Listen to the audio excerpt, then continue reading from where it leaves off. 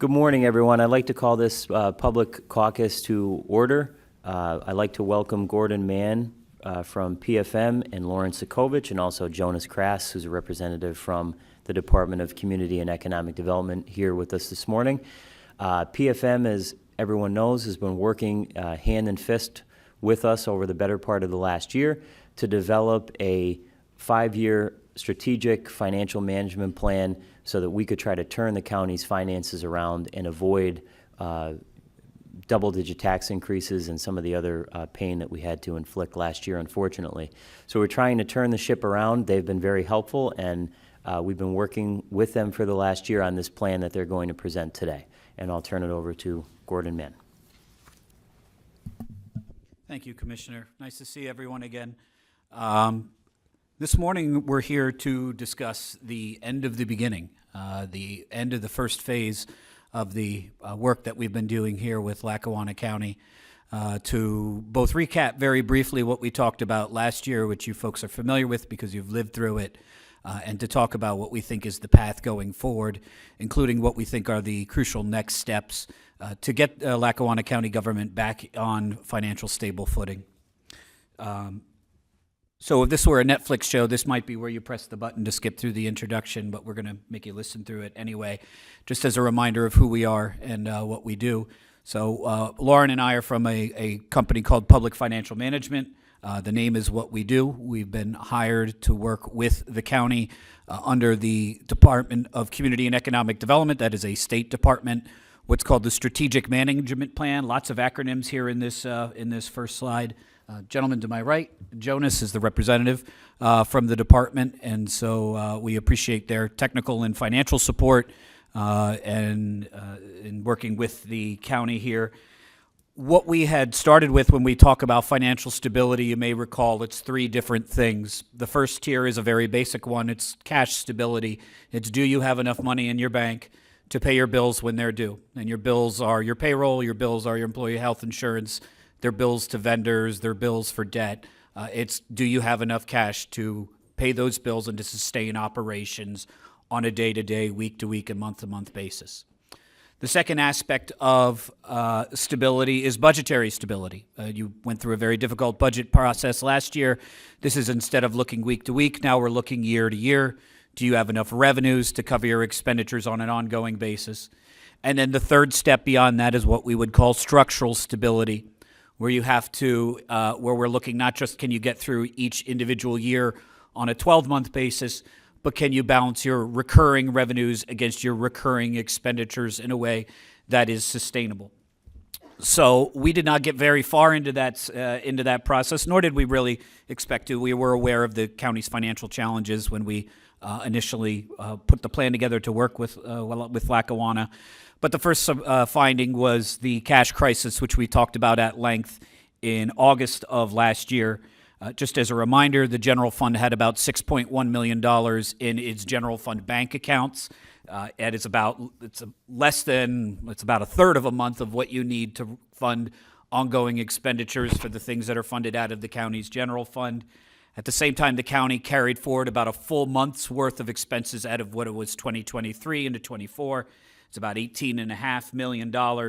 And while some of those bills are bills that may have arrived on December 23rd, and so that just happens, that's normal course of business, some of those bills were bills that arrived much earlier than that. And the county had carried from 23 into 24 because it simply did not have the cash to pay them.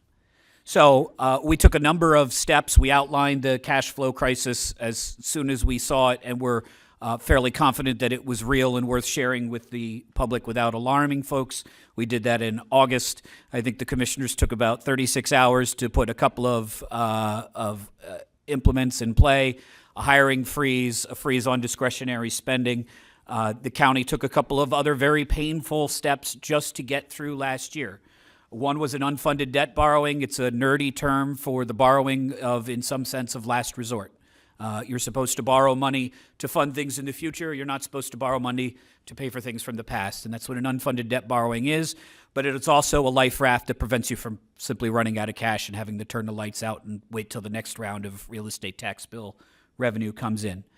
It worked from the perspective that the county got through last year. Obviously, hopefully everyone received their paychecks when they were supposed to, but there's a long-term cost to that. That borrowing will be paid off over a period of 10 years. It's at a higher interest rate than it would be if you were just out in the market in general. The county, incidentally, also did a second borrowing last year. That one was more planned. That was to refinance debt and to restructure debt, created some money to do some capital projects, but a portion of that money also, as we talked about last year, went to closing the short-term gap. So that was the cash flow crisis that we had talked about last year and that the county has, was able to successfully manage through.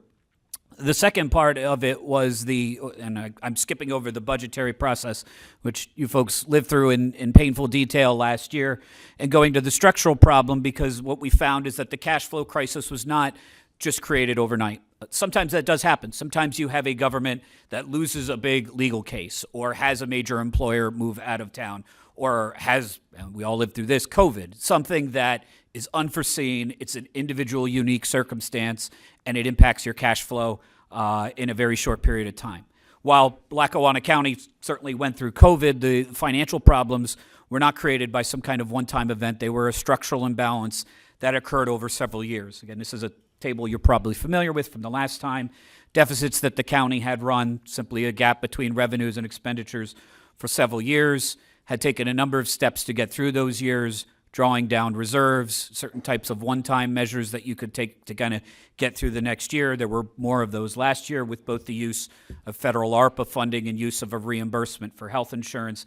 But the structural deficit had been there for a while and had precipitated the problems that became very, very acute last year. The reason why that is important to know is not just that it changes the story and maybe your perception, but it also changes the solutions. If the problem was not created overnight, there's an excellent chance, and we could tell you with definitive assurance now, you cannot fix it overnight either. This is going to be a multi-year process to get the county back on its feet financially. The county got through the cash flow crisis next year. We'll talk about this as we go through, but this is going to be a tough year too. I'm not here projecting an $11 million deficit. We're not saying that that's the case.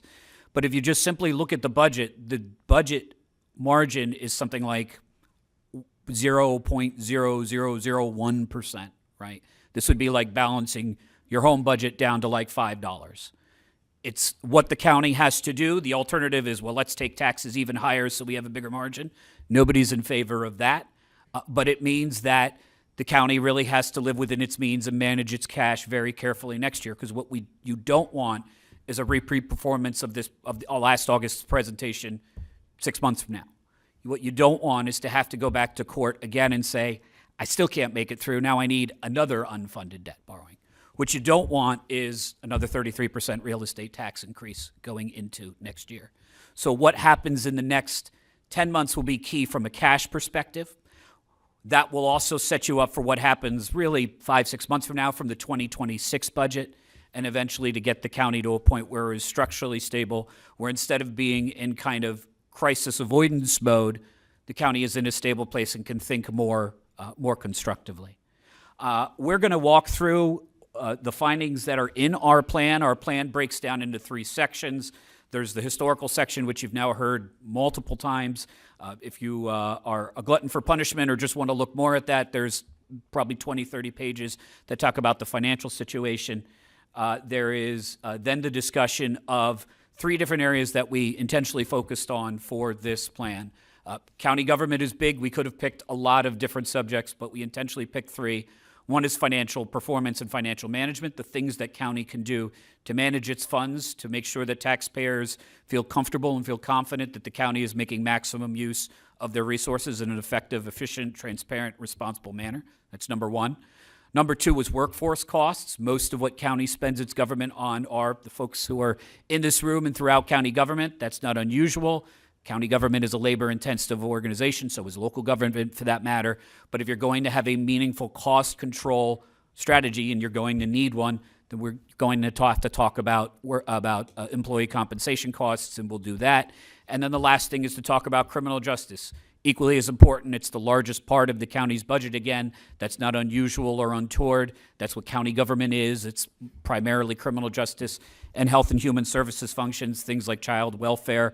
But if, again, we're going to have a meaningful impact on costs and we're not going to default to repeated double-digit real estate tax increases, then looking at the spending in the criminal justice realm is necessary as well.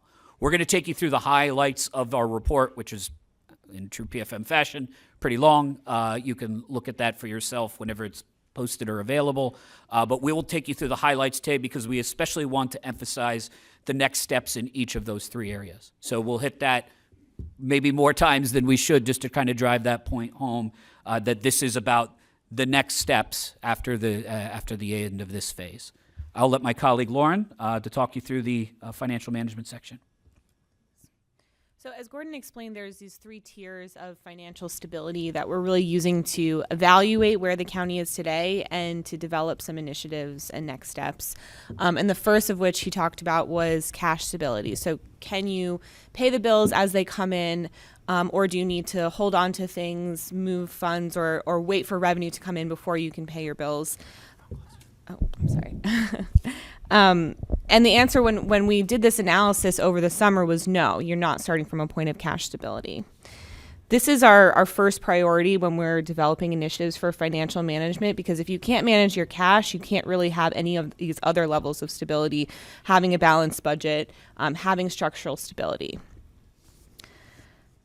So the first initiatives that we wanted to develop for developing cash stability or maintaining cash stability was really to repeat the exercises that the county did this past year through working with us to develop two projections. One is the cash projection, where we every month would look at the county's performance and determine how things have changed and project out the cash levels for the rest of the year.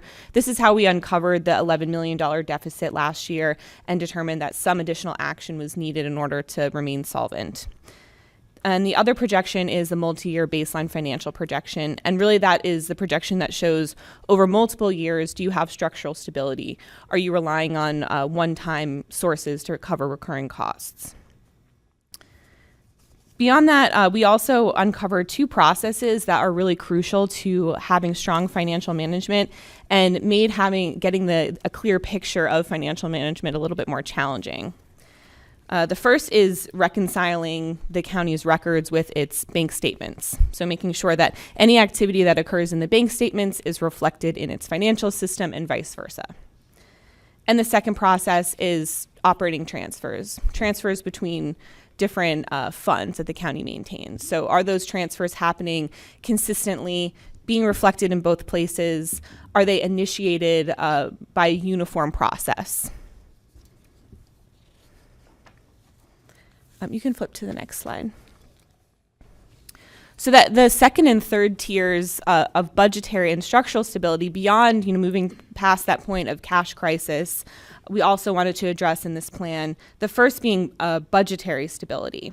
So we identified a couple of areas in the plan that would help the county to improve its budgeting processes, specifically aligning the budgeted figures with historical results and also changing the way that it presents that information to departments to include some additional narrative context. So really working towards improving the accuracy and the veracity of the figures that are in the actual budget document.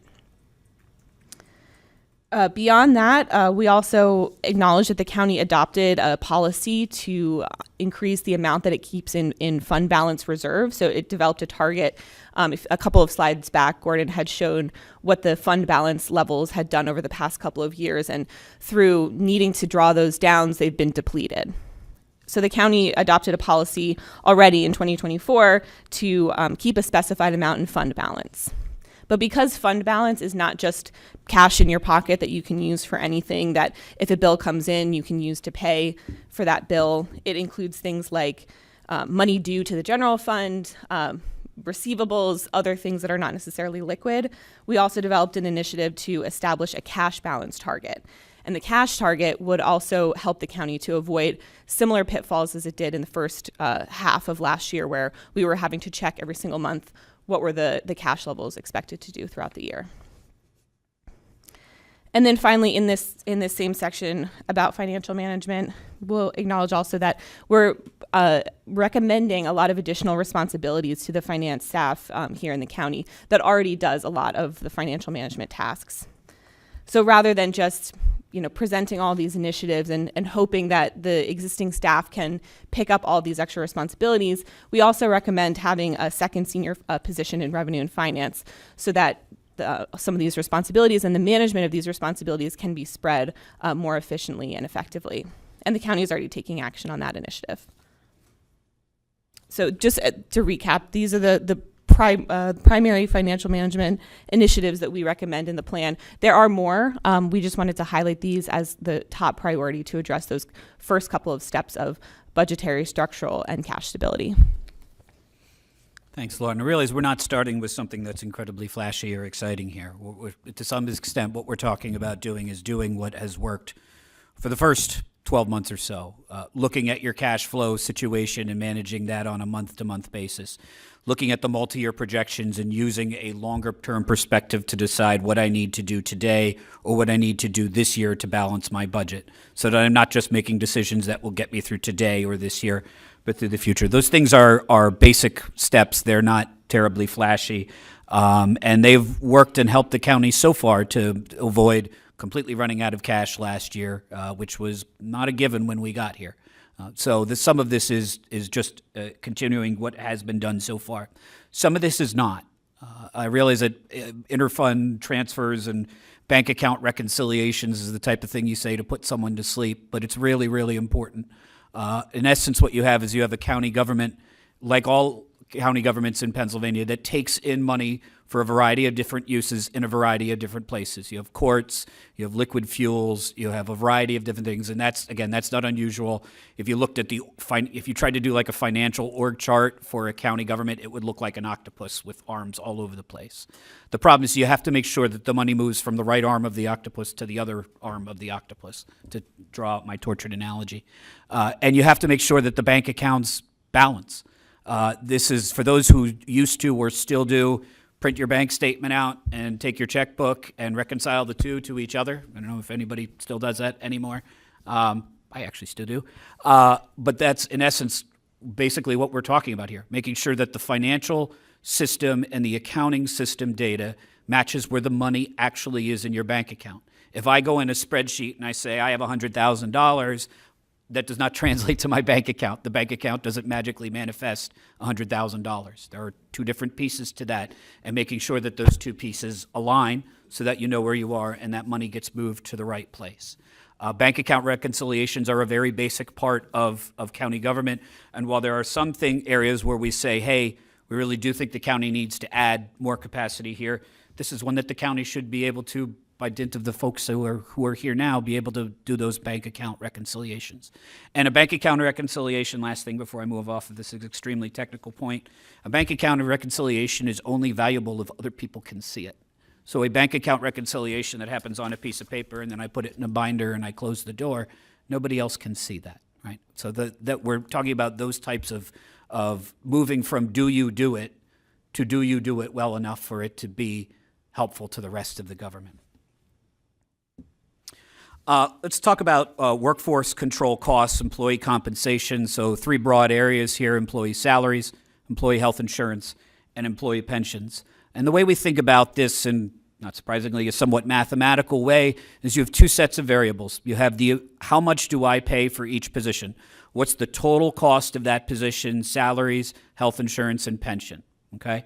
And then you have how many of those positions do I have? And so if a position costs $50,000 and I have four of them, you can do the math, it's $200,000, and that's how we think about compensation costs, because then what we look at is, okay, if my goal is to control the growth in costs or to reduce it in some areas, I have two ways I can do that. I can bring the cost per position down, which primarily will happen here through collective bargaining, because most of your employees are in a union and you can't just tell them, we're going to pay you less next year, or we're going to change your health insurance. You have to negotiate with them.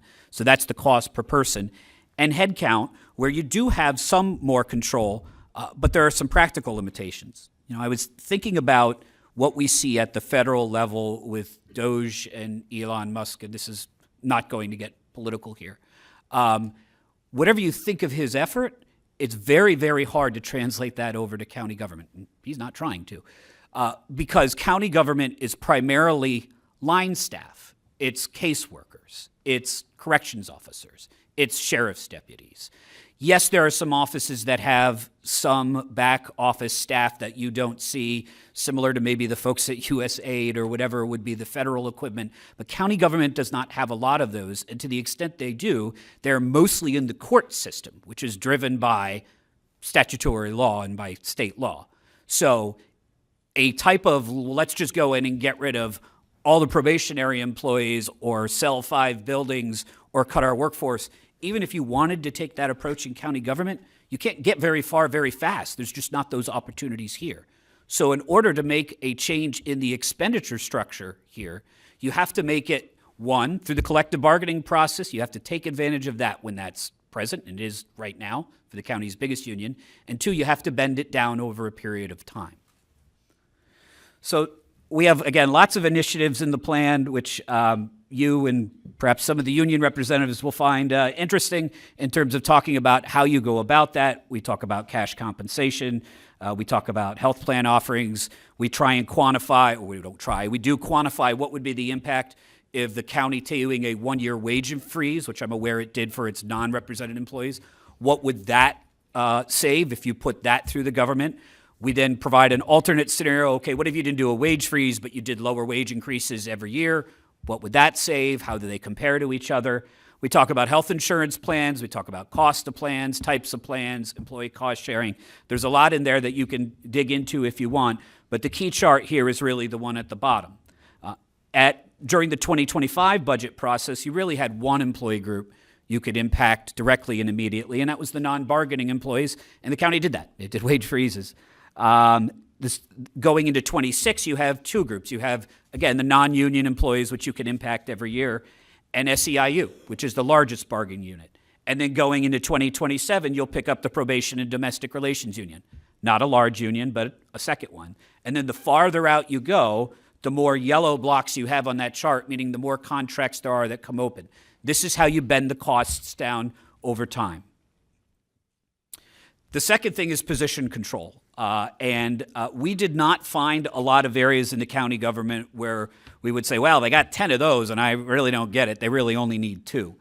But what we did find is a need to improve position control, which is knowing which positions you have, whether they're funded, and how you fill them. Right? Again, not terribly exciting, but important. Our recommendation here is that the budget process that you guys go through every year, right now, if you look at a department's budget, you'll see one line for salaries and wages. And that line encompasses everybody who's in that department. But you don't know what those positions are because the budget doesn't tell you. It just has one line. What the county should move to is what other places have. Maybe, I think Scranton has had this in the past, but lots of communities do, where you open up the public defender's office budget. I'll just pick on you since you're here in the front row, and you can see the different salaries for each position. And then 1, it increases transparency. 2, you no longer have the uncertainty of, wait, is that position in the budget or out? Is it funded but not authorized? Do I have it but I don't have funding? We heard a fair amount of that confusion when we did our department interviews, and it allows you to have a conversation about, do I need the number of people that I have in that office? And I don't believe you need any cuts in the public defender's office, again, just picking on him because he was in the front row. But you can't have that conversation if what you read when you open the budget is public defender's office, $1.3 million. That doesn't tell me anything. It doesn't allow me to have any conversations. It's very hard to have any kind of accountability or talk about priorities. It's just one big number and one big list of big numbers.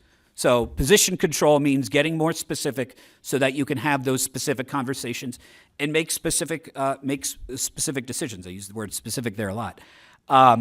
Does it work? It absolutely does. I have done work with distressed cities, distressed counties, distressed boroughs, primarily around Pennsylvania, and it is amazing how powerful better specific data is, because it leads to specific better decisions, which leads to specific better results. Not terribly exciting, but really impactful.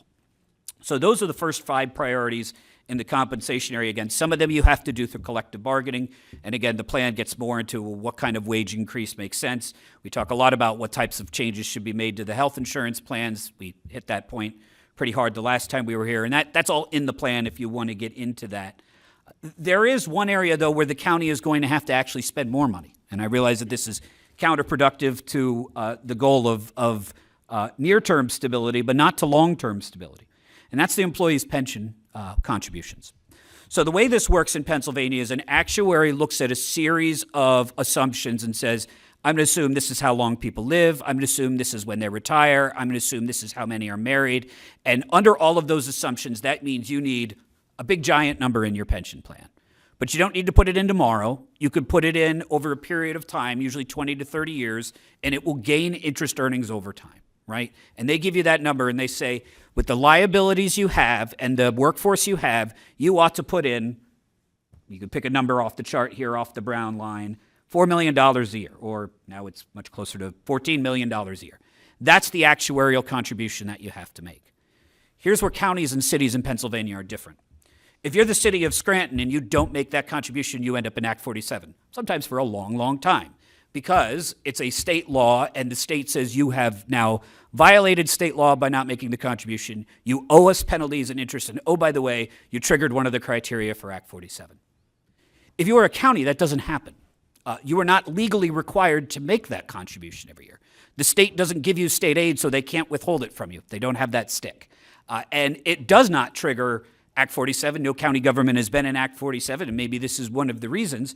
But what it does cause to happen is if I assume that I need $100 million in my pension plan and I have to put in 5 today, but instead I do 2 or 1, or in some years early on, you can see in the time I don't put in anything at all, it doesn't make the $5 million liability go away. It just grows because the amount of money that I was supposed to put into it that was supposed to be earning interest, now it's not there. And so the target that I have just got bigger and bigger and bigger and bigger. And the only way to stop that is to eventually get to the point where you put in what you're supposed to. And that gives you a chance for your pension liabilities to eventually come down. They don't come back down to zero. That will never be the case. But they don't continue to grow infinitely. There will be years when the stock market does very good. There will be years when people, this is sad, but it's practically true, don't live as long as you expected them to. There will be years where people retire later than you thought they would. And that creates what's called experience gains, where basically the actuary says, hey, you're doing better than I thought you would. You don't have to put as much money in this year. And what you see is you see the contributions crest and then start to gradually come down to a more manageable level. But in order for that to happen, in order for you to slow the train down, you got to catch it first. That's not going to happen right away. The county added, and this is a big, costly step, so I don't want to understate this or make it seem like this was not a big deal, but the county put in a significantly larger amount of money for 2025 than for 2024, and it had to. But mathematically, if you look at that chart, if you find the 2025 column, the two lines aren't matched. The county's still not putting in the maximum amount, or I'm sorry, the county's still not putting in the recommended amount that the actuary says it should. Because again, it's that same balancing reason. I guess you could have done a 45% real estate tax increase, but obviously no one wants to do that, right? So you have to attack this problem over time. You do have to, through a multi-year perspective, you eventually have to get to a point that when the actuary says put X in, you put the full X in, because that's the only way we stop X from growing and getting bigger and bigger and bigger. But we recognize that you don't do that right away, because if you were just a pension plan, the only thing you would be concerned about would be your pension liabilities. But you're not. You're a service provider. You're an organization that draws from the incomes of your families and your businesses, so you're a taxing body, and you have to be able to balance that over time. But this is an area where the county is, over time, going to have to put more money into the pensions in order to stabilize that. Let's talk a little bit about criminal justice and come at this with a little bit of humility and honesty first, which is our company is called Public Financial Management because that's what we do, but financial management is not the primary lens for your criminal justice system, right? There are a lot of different reasons. You have a prison and a public defender's office and a district attorney, and none of them are purely financial. It's about public safety. It's about quality of life. It's about a lot of different things. So we want to acknowledge that. And when you look at the criminal justice chapter, the first 10 pages will talk about crime trends and about what that means for operations. It won't talk about dollars. I don't think almost at all. And it looks kind of weird because in a plan that is a financial management plan, it almost seems to go off on this 10-page detour about crime rates. And that's because we believe, even though we are public financial management, that the changes you want to make there should align with your public safety goals. So we start with that. And again, actually, well, I won't hit this one overly long here. This is another area where we believe the county needs to spend more, not less. The district attorney, who I think has changed over, if I saw the billboard right when I drove into town, the district attorney that we spoke with last year was very clear about the low salary levels. We're always a little trust but verify when we hear that, and we went and we looked and we verified. Your ADAs and your deputy DAs are paid lower than they are in the region. There are ADAs who make less than the clerical staff in their own office. You need to spend more there. What the principle we were looking for, now I will call you out more specifically, is to try and get to parity with the public defender's office. And it's two things. One is bringing the salaries up. But there's a second side of this that the public defender office has done well, which is saying, hey, we're going to allow some people here to work other jobs, to have employment outside of the office, which the district attorney's office has generally not allowed. They have generally said, if you work for the district attorney, we want you to work for the district attorney. So there were fewer part-time and those types of arrangements if you're in a private practice. And we've encouraged the district attorney to, one, yet you need to hire salaries. That's primarily on the gentleman behind me. But two, you also need to revisit that. If what we're looking for here is parity, if we want your ADAs and your deputy public offenders to be making the same thing, because we want to make sure those scales of justice are balanced in a financial sense, then we need to make sure that they're balanced in the sense of where people can work to. You're not in a position where you can just add salaries and just hope that works too. You have to find multiple ways to try and to fix the same problem. The sheriff's office, we talked about this a little bit last time. We were encouraged to look at overtime because that's a significant part of the sheriff's office budget, and we did. And whenever you look at overtime, you run into a couple of practical realities. One is most public safety offices like this are 24/7 operations, whether it's a fire department or a police department or a prison, which we'll talk about in a second, or a sheriff's office. You can't just shut them down. You can't not have people there. You have to have those posts filled. So you have the practical reality of needing to fill them.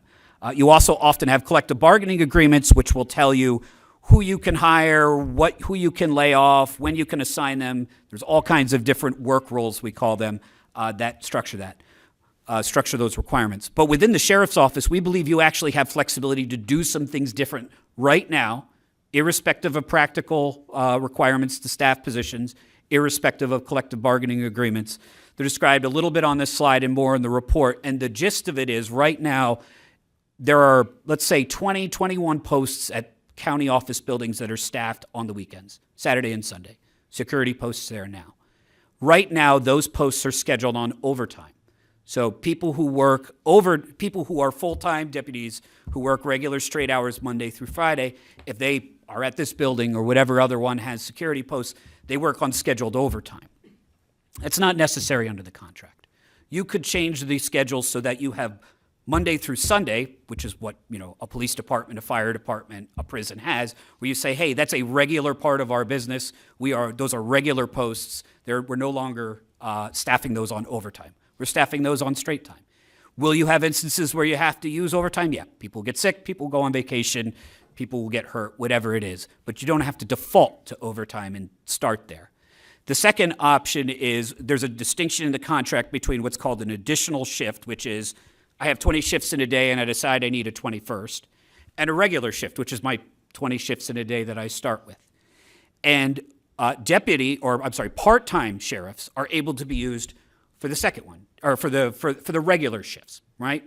And so what we encourage, it's really the sheriff's office, but the county in general to do here is to have more of those regular shifts so that you can use a deputy. Because what happens is if you don't, your part-time deputies can only be used then if everybody else says no. So if every full-time deputy says, no, I don't want to work it on overtime, then I could go to the end of the list and go to the part-times and say, will you work it on a lower cost?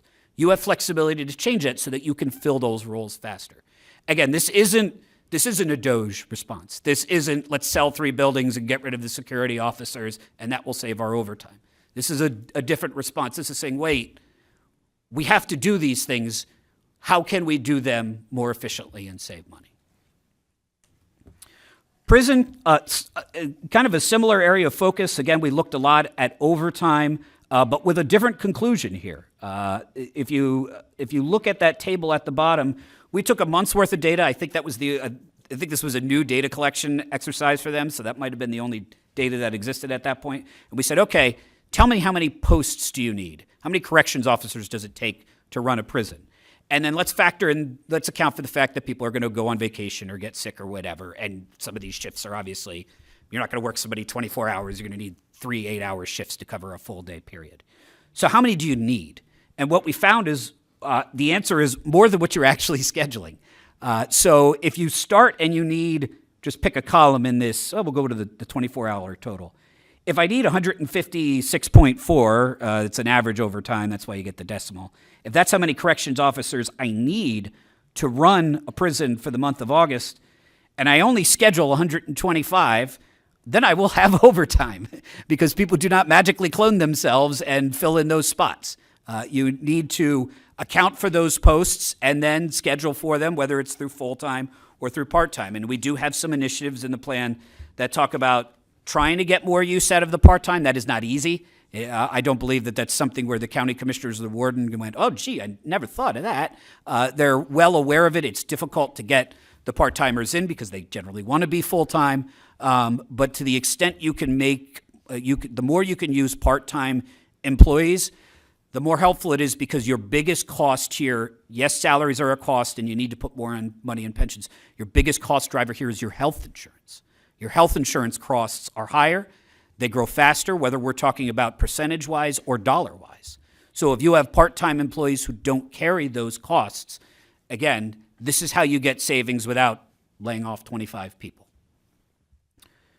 The last thing, and this is where we start to get a little bit outside of our lane, but part of our role here is to push the envelope. This prison is, I think, the largest department in the general fund. Depends on how you classify courts, I guess. It accounts for, what were the numbers on that last slide? 20% of full-time employees, most of the overtime expenses, a large portion of the budget.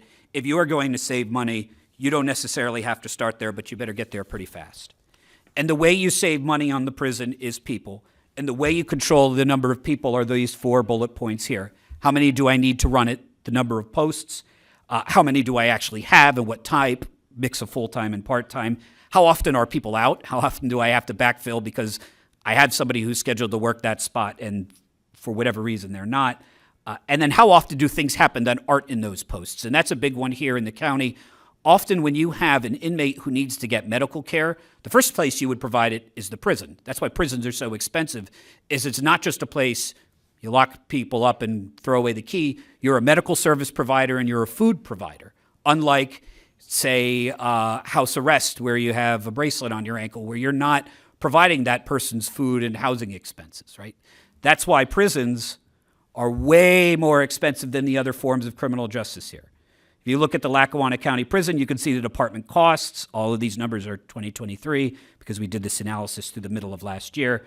The prison costs $32.5 million. It does bring in some revenue. That's primarily from the federal government paying the county or some amount of fees that are charged to the inmates there. But the net cost is $25 million. It doesn't recover its costs. You're not expecting it to. The right number for that percent cost recovery is not 100. You're not trying to get 100% cost recovery on any of these things. But if you look at the average net cost per person, to have somebody in the prison, it costs $34,000 a year. To have someone on adult probation, it costs $1,300. And to have someone in kind of that one of those intermediate steps in between house arrest or community corrections, it's about $2,500. Now, this does not mean, obviously, that you get rid of the prison or that there's no need to have people in prisons. And this is where financial reality starts to rub up against other things. It becomes a sensitive and a difficult question to say, how often and how long and which people do we put in prison? But from a financial perspective, it's an absolutely crucial set of questions to answer, because your biggest savings opportunity here is costs at the prison. And I don't mean 1 or 2 or 3. I mean enough of a reduction in the prison population that you're actually able to close one of the wings of the prison. Is that really possible here? I don't know, but what I do know is you have the second highest incarceration rate of your peer counties in the Commonwealth. So there is something that Lackawanna County is doing different, maybe for good reason, maybe entirely intentionally, than its peers. But as a result, it has more, and I'm talking about quote unquote in-house inmates. I'm not talking about somebody who comes and the U.S. Marshal sends them to you and they send them with a check. That part of the population is taken out of the equation. These are people here that are incarcerated by the county, the county's authority, and on the county's dime, so to think about it. So, if we really want to think about controlling costs, if we really do not want to be in a situation where you default to double-digit real estate tax increases, if we want to be in a situation where the cash flow is stable, if we want to be in a situation where the county is able to even do some proactive things, which we haven't even scratched the surface of. What does that mean? Well, it could be taking care of your bridges, it could be taking care of your buildings, it could be those types of capital needs. If we want to do that, we have to look at these hard questions. We have to look at what the cost of health insurance is for employees. We have to look at the number of employees in positions, even though that can be difficult. And we have to look at this one in particular in terms of the costs of the prison. And in terms of, it's not a case here in Lackawanna County where you don't have alternatives. It's not like your courts have never thought about, they're not looking at this list going, oh my gosh, I never thought of that. Your judges here are smart and proactive, and they have a lot of these programs. It's not a lack of programs. We believe it's a need to, frankly, coordinate and get more value out of them. Let me hit that one in the context of this one. So these were the 15 that we came up for, 5 in each area. These are the priorities for the first half of this year. Some of these obviously run longer. If we're talking about negotiating health insurance, you're not going to do that in 6 months with every employee union. Some of them you can't even talk to about it until next year or the year after that. But if we're saying, okay, PFM, you gave me a really long plan, tell me what I'm supposed to do next. This is it. This is what we believe the list is. We start from the financial management perspective, and we focus on cash stability, because you don't want to be in the same situation this year that you were last year. Because without cash stability, budget stability, and structural stability doesn't mean very much. And because there are steps you can take now to get towards that process where you're not going to pass another budget for another, whatever it is, 8 months. It's in the workforce cost controlling area in terms of taking advantage of the opportunities, making sure you get quantified savings through the collective bargaining, and making sure you're managing the number of positions you have. And from the criminal justice, it's a little more fragmented, because you have lots of different offices doing lots of different things. But you can see what the priorities are again. And again, the big one here is, what can we do to responsibly, and in recognition of the other reasons that the criminal justice system exists, what can you do to bring the incarcerated population down so that those costs at the prison are lower? Because the prison is, as crucial as it is one section within the criminal justice system. And the criminal justice system, as crucial as it is one section within county government. And as you're all aware, as crucial as county government is for the average taxpayer, it's just one of the things that are drawing on their tax bill, along with the school district, along with their local municipality, not a tax, but along with their electric bill and their heat bill and all of those other things that that your residents and, where relevant, your businesses have to pay for.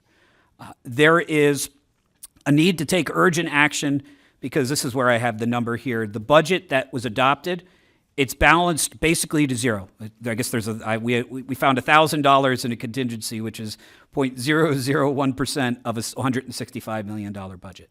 The county did not finish last year flush with cash. That was never the goal. It carried a small amount of cash into this year, and it had some bills that come in under the normal course of operations. So the cash stability is important. The budget stability, the budgetary structure is important, so that you do not end up in a situation where you get to October and all of your choices are bad ones, because you're in that situation. The county commissioners largely had that situation last year. There were a lot of painful, difficult, bad or hard, however you want to describe them, maybe both, decisions that county government had to make to get to the right, to make sure that it didn't run out of cash, which again, was not a given when we got here. To get to a point where at least while the budget has much higher tax rates in it than I'm sure anybody in this room would like, you are at least not ignoring the problem of the past and hoping it magically resolves itself in the future. Because that would have just made things worse. If you carried bills from 2024 into 25 and you didn't try to pay them all off, or if you carried a structural deficit and you said, well, I hope it gets better the next time around. County government in Pennsylvania isn't set up to have those types of it gets better over time because it's relying on one flat resource, the real estate tax. Hoping that the earned income taxes or sales tax revenues come in higher, they may, but not here they won't, because county government doesn't have those tax resources. So you have to be able to identify these opportunities and these problems and attack them quickly and over time, which I realize sounds like a contradiction, but quickly in that you need to take steps now to make sure they have the benefit over time, because that's when you're going to need it. Last thing, next steps, as I've said at the beginning, this is the end of the beginning. This is the end of of our first phase of work. County applied for what's called Stamp Phase 1. You can read the full report for yourself. This is the report on that report, and I'm sure that people will have questions or comments or responses to what's in there. The next phase is to take the elements that are in here, we would say starting with that list, and to start doing them, and some of them already are in progress. We did share these things with the commissioners or as we went along, as we approached the end of drafts. This is not, Family Feud where we press the button and you see the answer for the first time. And we are committed to being as helpful as we can be. I think it's extraordinarily cheesy for a consultant to come here and tell you that the first thing you need to do is hire that consultant to do more work.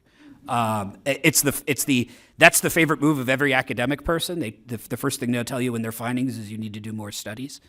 It's not what this is. But the county has gone, I'm pointing at Jonas here because he's the representative from the department, has sought more grant funding for help to do some of these things, and the county has started to do them on their own. Because again, this is going to take time, and it's going to take effort now. And again, I realize those two things sound different. But urgent, focused action over time will result in better decisions than delayed urgent action when the crisis lands in your lap. That is the end of our very long and, as seems to be our wont, somewhat somber presentation. I will stop turning my back to the commissioners and go from there. Thank you very much. We appreciate it. Commissioner Chermak, any questions for PFM or comments? Well, I have a lot to digest right now. A lot of these things we've already talked about, and even I know I have my own finance group that we meet weekly, and some of these suggestions that we've already discussed. So I'm going to meet with them again, and I know we talked to you quite a bit, but I think this is a very good start, and we have a lot of work to do, but I appreciate what you've done, and look forward to try to get this under control. Yeah, I think the group that you meet with will find some points of similarity here in terms of the things that we've looked at. And again, it's not revolutionary for someone to come here and say, oh, you need to look at your health insurance costs. But hopefully they'll be helpful in advancing those conversations. Thank you. Just a few comments. I'd want to thank you both for working with us, and of course Jonas Crass from DCD as well. So today, after a year of hard work alongside the financial experts at PFM, I am very proud of the plan that has been put together. This plan is a crucial step towards securing a stable and sustainable future for our county, one that ensures that we never again find ourselves in a position where drastic double-digit tax increases are necessary to correct years of fiscal mismanagement. What I've said from the beginning in trying to describe this process is that it's almost like opening the hood of your car to check how the engine is running. And the analysis that we heard today and that has occurred over the last few months has uncovered several weaknesses that must be addressed and will be addressed. The 33% tax increase in this year's budget was a difficult but necessary decision, as you heard from Gordon Mann today. It was the result of past administrations neglecting long-term financial planning and making short-term choices that ultimately, in the long run, harm taxpayers. We cannot afford to repeat those mistakes. As the old adage goes, when you're in a hole, stop digging. This plan provides a responsible and strategic roadmap for the county's finances, ensuring that we operate efficiently, control costs, and make informed financial decisions that protect our residents. As Gordon said, the plan includes 4 key components. The first one, as you'll see in the full report, is a financial condition assessment, which gives us a clear picture of the county's fiscal health and the challenges that we must overcome. The second is the financial management recommendations, and that's to improve budgeting, forecasting, financial oversight, and ensure that taxpayer dollars are spent wisely. Next is workforce recommendations to address staffing needs and long-term labor costs while maintaining the quality services that our residents in Lackawanna County depend on. And finally, the criminal justice recommendations, which are aimed at improving efficiencies within our courts, our prison, our sheriff's office, and corrections to enhance public safety while managing costs. And I'm happy to say that out of, in the full report, there are 47 recommendations. I went through this last night, and we have either completed or are in process with 20 of them.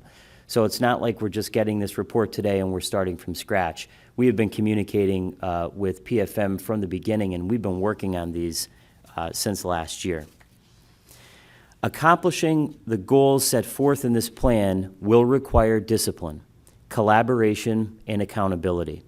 I'm committed to implementing these recommendations, and we will provide periodic updates to the public about the progress that we are making on all of these recommendations. It will take tough but necessary decisions, strategic investments, and a commitment to fiscal responsibility to ensure that Lackawanna County moves forward on solid financial footing. I want to thank PFM for their expertise. I want to thank all of our directors, our row officers, and the courts, all of our staff here in the county, many of which are here today, for all of their work over the past year, their partnership, and most importantly, I want to thank the residents of Lackawanna County for their patience and their trust as we work to build a stronger, more financially stable future. This plan that was presented today is our commitment to them, a promise that we will not allow the mistakes of the past to define our future. And I thank everyone for coming out, and with that, the meeting is adjourned. Thank you.